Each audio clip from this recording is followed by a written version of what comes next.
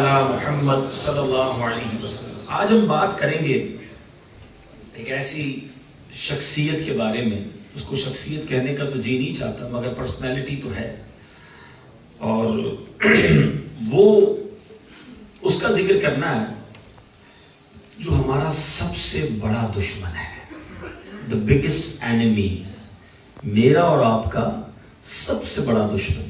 اور یہ میں نے اور آپ نے نہیں بنایا اسے دشمن، قرآن میں رب فرماتا ہے اِنَّهُ لَكُمْ عَدُوٌّ مُبِينٌ، بے شک شیطان تمہارا کھلا دشمن ہے۔ ہمارا اس سے بڑا دشمن کوئی نہیں ہے، لیکن کمال یہ ہے کہ آج کل لوگ شیطان کی اتنی مانتے ہیں جتنی اپنی ماں باپ کی بھی نہیں مانتے ہیں۔ قرآن کہتا ہے دشمن ہے اور سب نے دوستی لگائی ہوئی، اکثر لوگوں نے۔ ہو سکتا ہے کوئی کہے یار کہ یہ کیسی بات کر رہے ہیں، شیطان سے کون دوستی کرتا ہے؟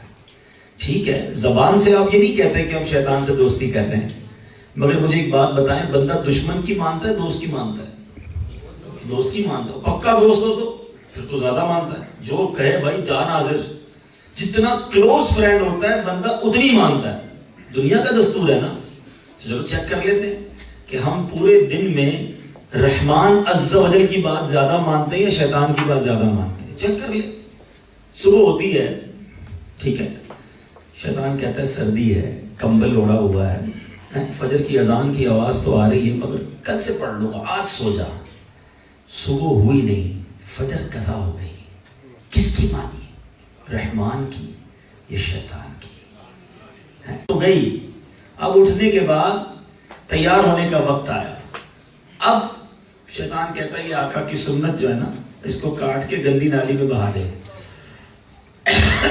گھر سے نکلے نہیں ہیں، کس کی مانی؟ شیطان کی۔ باہر آئے، کاروبار پہ گئے، نوکری پہ گئے، اسکول گئے، کالج گئے، کہیں بھی گئے، باہر نکلے، بے پردہ عورت سامنے سے گزری، شیطان کہتا ہے دیکھ لیں، حالانکہ پتہ ہے دیکھنا منع ہے، مرد کے لیے غیر عورت کو دیکھنا منع ہے، مگر دیکھا، بری نظر سے دیکھا، کس کی مانی؟ شیطان کی۔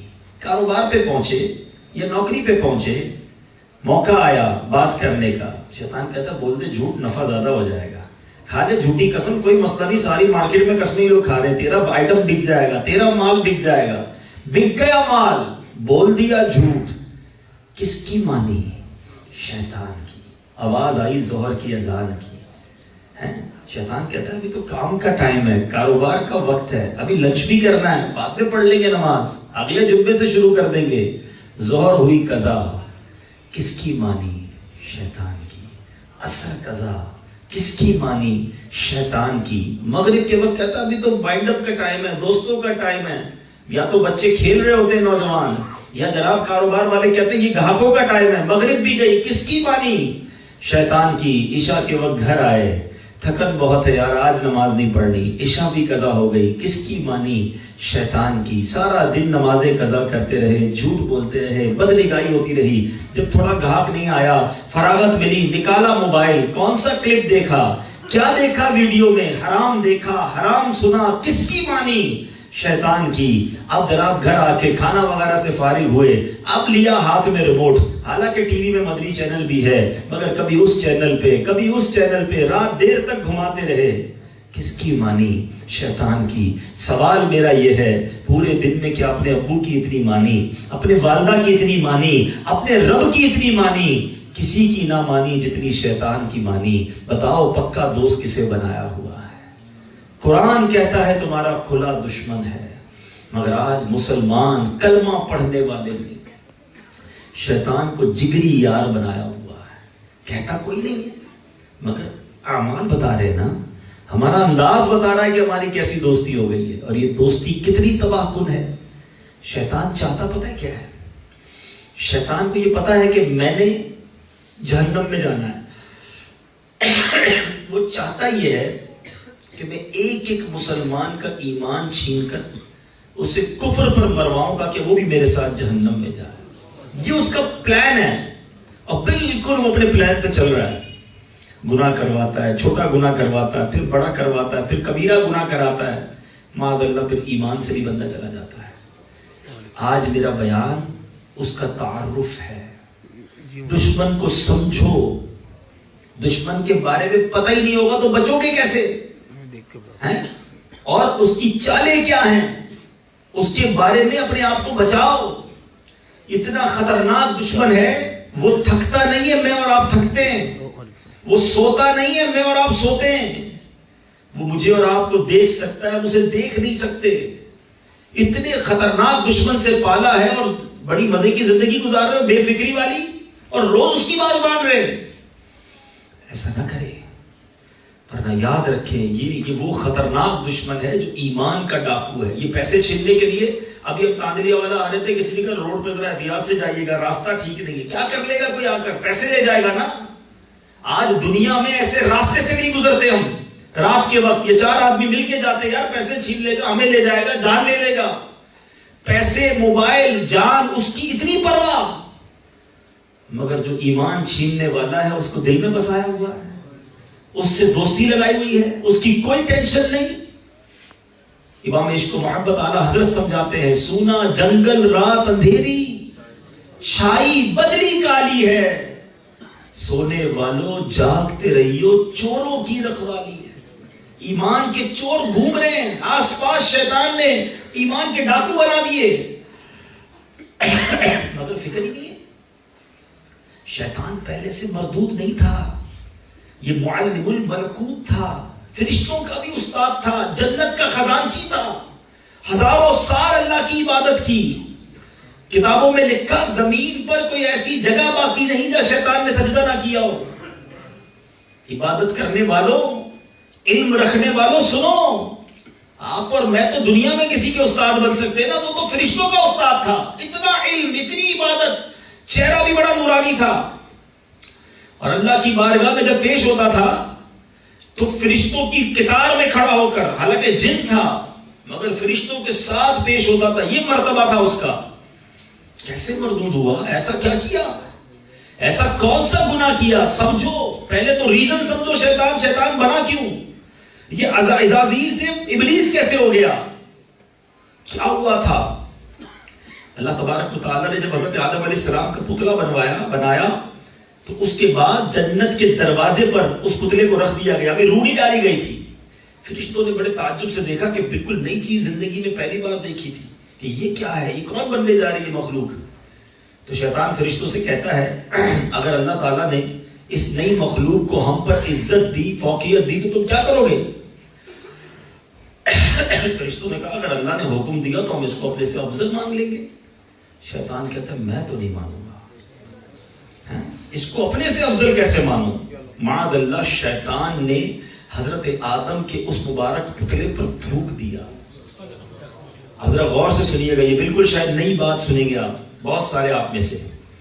اب یہ تفسیر روح البیان میں موجود ہے کہ یہ جو ہمارا جسم ہے نا، ہمارے پیٹ میں ایک جگہ ہے جس کو ہم ناف کہتے ہیں، بلی بٹن جس کو کہا جاتا ہے، بیلی بٹن. وہ چھوٹی سی ایک ہاف سوراخ ہے، پورا بھی نہیں ہے، آدھا ہوتا ہے. یہ انسان میں پہلے نہیں تھا. حضرت آدم کا جو پتلا تھا نا اس میں اسٹریٹ تھا، پیٹ میں کوئی ایسا سوراخ نہیں تھا. شیطان نے جس مقام پر تھوکا نا، حضرت جبریل نے اس جگہ سے مٹی کو ہٹا دیا. یہ وہ جگہ ہے ناف کی جو اس کے بعد کریٹ ہوئی. اب مزے کی بات سنو، اس مٹی کا کیا ہوا؟ جو مٹی حضرت آدم علیہ السلام کی ناف کی جگہ سے ہٹائی گئی، اس کا یوز کیا ہوا؟ اس مٹی سے کتا بنایا گیا. اب کتے میں 3 وصف ہوتے ہیں، 3 عادتیں ہوتی ہیں کتے کی. ایک، وہ انسان سے بڑا جلدی مانوس ہو جاتا ہے، بہت جلدی اٹیچ ہو جاتا ہے، دوستی ہو جاتی ہے انسان سے. دوسرا، ساری رات جاگتا ہے. تیسرا، پھر کبھی کبھی انسان ہی کو کاٹ لیتا ہے. علماء کہتے ہیں تینوں اوصاف کی وجوہات ہیں. یہ جو آدمی سے قرب بڑی جلدی انسیت حاصل کر لیتا ہے، اس کی وجہ یہ ہے کہ بندے کی مٹی سے بنا ہے. لیکن ساری رات جاگتا ہے اس لیے ہے کہ اس کی مٹی کو جبریل امین کے ہاتھ لگے ہیں. اور بندے کو کاٹ اس لیے لیتا ہے، پاگل اس لیے ہو جاتا ہے کہ اس پہ شیطان کا تھوک بھی شامل ہے. تو بہرحال حضرت آدم علیہ السلام کے اس پتلے میں اب روح داخل ہوئی. آپ کی زبان پر سب سے پہلے جب روح پہنچی، زبان نے حرکت شروع کی تو فرسٹ کلمہ یعنی یہ کہا جا سکتا ہے کہ اس زمین پر اگر کسی انسان نے سب سے پہلا جملہ کہا تو حضرت آدم علیہ السلام کی زبان سے الحمدللہ نکلا. ٹھیک ہے. اچھا, اب حضرت آدم علیہ السلام الحمدللہ کیوں کہا؟ کہ آپ کو پہلے چھینک آئی, ناک میں روح آئی تو چھینک آئی, اور چھینک آتے ہی حضرت آدم علیہ السلام نے الحمدللہ کہا. جیسے ہی حضرت آدم علیہ السلام نے الحمدللہ کہا, اللہ کی طرف سے جواب آیا یرحمک اللہ, اللہ تجھ پر رحم فرمائے. اب یہ ہو گیا پہلا کلمہ. اب حکم دیا گیا تمام فرشتوں کو کہ حضرت آدم کو سجدہ کیا جائے. اچھا, یہ ایک بڑی خوبصورت بات, فرشتوں سے جو شیطان نے کہا نا کہ تم اطاعت کرو گے, انہوں نے کہا ہم تو بالکل کریں گے, اللہ فرمائے گا. شیطان نے کہا میں نہیں کروں گا. تو پتہ یہ چلا کہ بلا چوں چراں, بغیر کسی دلیل کے, بغیر کسی حجت کے اللہ کا حکم ماننا یہ فرشتوں کا طریقہ ہے, اور اللہ کے حکم سے پیچھے ہٹنا, آرگیومنٹ کرنا, دلائل پیش کرنا, یہ شیطان کا طریقہ ہے. تو اب آج کے دور میں بھی کچھ نیا کام شروع ہو گیا ہے. اس طرح کے لوگ بھی آ گئے کہ یار یہ شریعت کا حکم کیوں ہے, اس کے پیچھے کیا لاجک ہے, یہ کیوں مانے ہمیں سمجھ نہیں آتا کہ جناب یہ وراثت میں عورتوں کو ایک حصہ, مردوں کو 2 حصے, مردوں کو طلاق کا حق ہے, عورتوں کو کیوں نہیں ہے, یہ شریعت کا قانون سمجھ نہیں آتا. تو یہ وہی جو ہے نا, سمجھ لیں کدھر جا رہی ہے بات, کہ جب اللہ کا حکم آ گیا, شریعت کا حکم آ گیا, تو ہمارا کام ہے لبیک کہنا. کیا کام ہے؟ اور تھوڑی پنجابی میں بہت اچھی گل کہندے نے, اسی منن والے سوچنے والے نہیں ہیں. تو منن والے ہی رہنا چاہیے. ہماری عقلیں تھوڑی, ہماری اوقات ہی نہیں, ہم اللہ رسول کی باتوں میں سوچیں گے کہ اس کا حکم کیوں آیا اور حکم کیوں نہیں آیا. پتہ چل گیا قرآن و حدیث کا حکم ہے لبیک. ہم مسلمان ہیں, ہمارا کام ہی ماننا, بندے کا کام بندگی کرنا ہے نا. تو بہرحال اب حکم دیا کہ فرشتے سجدہ کریں. اب یہ سجدہ کتنا بڑا ہوا تھا یہ بھی سنو, یہ بھی شاید پہلی بار سنیں گے آپ. یہ سجدہ ہوا تھا جمعے کے دن. ٹھیک ہے. سب سے پہلے سجدے میں گئے حضرت جبرائیل, پھر جو بقیہ 3 مقرب فرشتے باری باری وہ, پھر سارے فرشتے سجدے میں چلے گئے. زوال کے وقت سے لے کر عصر کے وقت تک سجدے میں ہی رہے. اتنا طویل سجدہ تھا. مردود شیطان نے سجدہ نہیں کیا. اب یہ کون تھا؟ دوبارہ ریپیٹ کرتا ہوں, جنت کا خزانچی, اتنا بڑا فرشتوں کا استاد. اس نے کیا کہا پتہ ہے اللہ کی بارگاہ, اور یہ بھی قرآن میں موجود ہے. وہ کہتا ہے میں سجدہ کیوں کروں, انا خیر من, میں اس سے بہتر ہوں. اللہ سے کہتا ہے میں اس سے بہتر ہوں. خلقتنی من نار وخلقتہ من طین. اے اللہ تو نے مجھے آگ سے بنایا, یہ مٹی سے بنایا, میں اس کو کیوں سجدہ کروں. تکبر کیا, اپنے آپ کو حضرت آدم سے بہتر سمجھا. ایک غلطی, اس غلطی نے انجام کیا کیا, اس کے چہرے کا نور چھین لیا گیا, ساری عبادتیں برباد کر دی گئیں, اس کے سارے جو اچھے اوصاف تھے چھین لیے گئے. اور اللہ تبارک و تعالیٰ نے ارشاد فرمایا کہ تو جنت سے نکل جا, تو لعنتی ہے الی یوم الدین, قیامت تک کے لیے اللہ کی بارگاہ سے راندہ درگاہ کر دیا گیا. اب جب شیطان کو, اب یہاں میں 1 منٹ لوں گا پھر آگے چلتے ہیں. شیطان نے کیا کہا تھا؟ انا خیر من, میں اس سے بہتر ہوں. یہی تکبر کی تعریف ہے. اور سمجھو تکبر گناہ کتنا بڑا ہے. اتنے ہزاروں سال کی عبادت برباد, کفر, ایمان بھی چلا گیا, اس کا ایمان بھی برباد ہو گیا نا. اب اس نے ایک بار کہا انا خیر من, میں اس سے بہتر ہوں.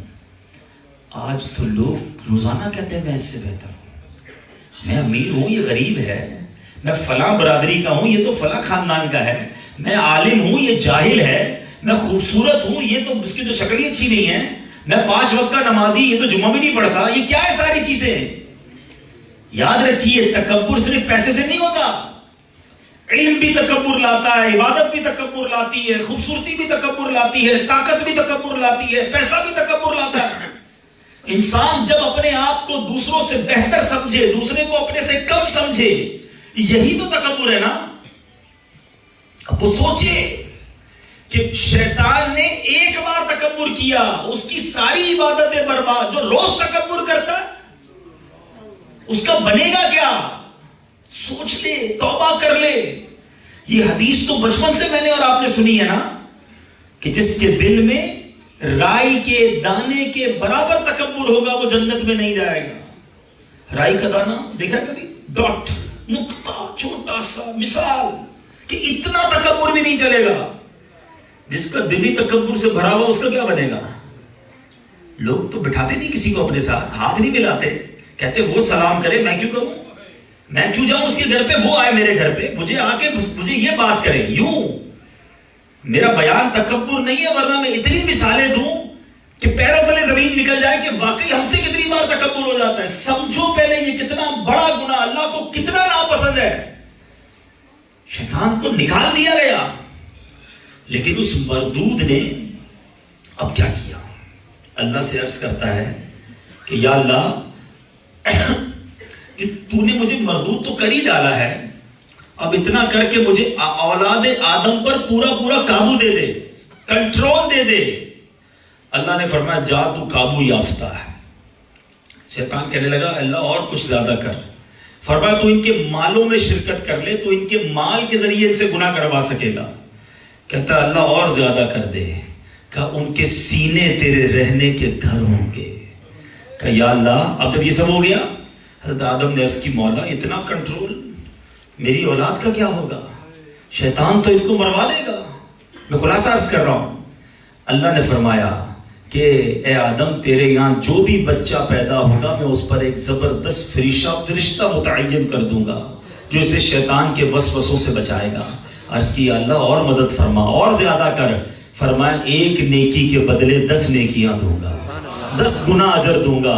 عرض کیا الہی کچھ اور زیادہ کر. اللہ نے فرمایا میں توبہ کا جو ٹائم ہے وہ ختم نہ کروں گا. توبہ کی ان کے پاس کی فیسلٹی ہوگی کہ جب تک ان کے جسموں میں روحیں باقی ہیں توبہ کریں گے، میں توبہ قبول کر لوں گا.